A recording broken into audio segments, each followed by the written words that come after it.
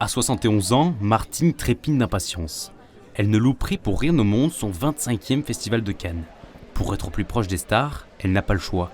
Il faut sortir le grand jeu. J'attends depuis ce matin, je suis venue vers 11h. J'ai fait un clin d'œil évidemment à la réalisatrice de Barbie. J'ai fait mon escabeau rose et puis j'ai fait tout en rose. Et ce qui est rigolo, c'est que les gens comprennent. Son escabeau volerait presque la vedette. Une touche personnelle qui ravit les passants. C'est le plus coloré, le plus vivant, il apporte la joie. Non, vraiment, c'est super original.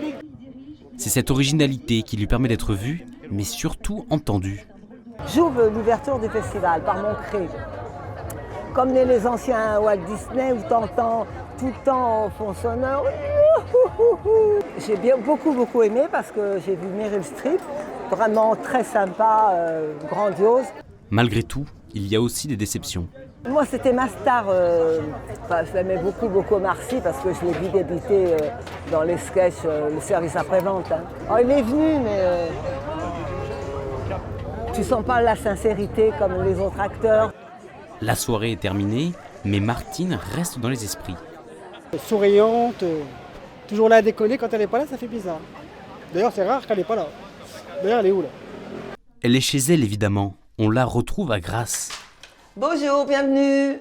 À l'intérieur de son appartement, on y découvre un univers à son image. Bibelots, posters ou encore photos, Martine se replonge dans les souvenirs.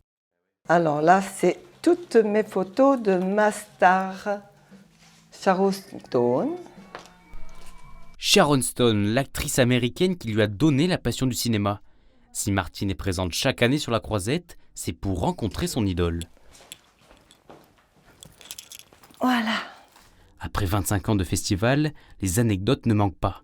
Mais il y en a une qu'elle raconte toujours. Et puis lui, Matthew McConaughey, que j'ai...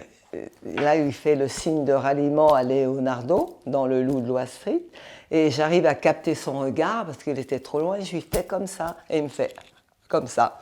J'étais contente, j'ai eu son regard dans mes yeux. Quand je descendais à Cannes, je trouvais les escabeaux devant Dior et devant Chanel très moches. Et je dis, non, moi je vais faire un escabeau rigolo. Il est 11h. Voilà. Pour Martine, c'est l'heure de reprendre sa place sur son escabeau. Direction Cannes, au programme de la soirée, Judith Godrèche ou encore George Miller. En espérant qu'un jour Martine puisse aussi fouler les marches du tapis rouge aux côtés de ses idoles.